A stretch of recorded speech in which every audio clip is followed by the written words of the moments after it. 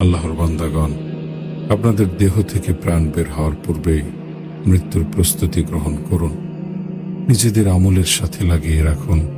আল্লাহর শপথ করে বলছি, লজ্জা আপনাদের সামনে অপেক্ষমান।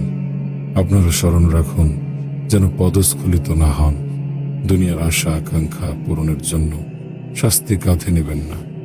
দুনিয়ার অংশ যেন ভারী না হয়।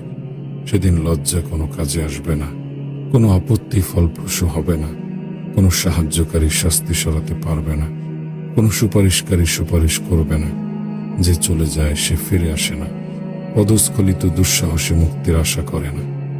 এ ভাই, একটু ভেবে দেখো, মহিলারা তোমার মৃত্যুতে চিৎকার করবে, পরিবার পরিজন ভাই বন্ধু কান্না করবে, সন্তানরা তোমাকে হারাবে, প্রতিবেশীরা তোমার মৃত্যুর আলোচনা করবে, ঘোষক ঘোষণা করবে, অমুকের ছেলে অমুক মারা গেছে। প্রিয়জনদের থেকে তোমাকে পৃথক করা হবে, কবরে রাখার জন্য তোমাকে বহন করে নিয়ে যাওয়া হবে। সংকীর্ণ ছোট্ট একটি কবরে খালি মাটির উপর তোমাকে শুইয়ে দেওয়া হবে।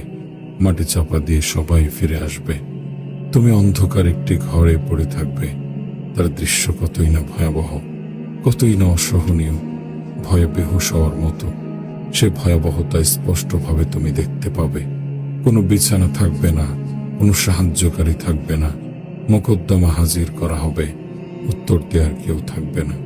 প্রস্তুতি না থাকলে প্রশ্নের উত্তর দেওয়া যাবে না।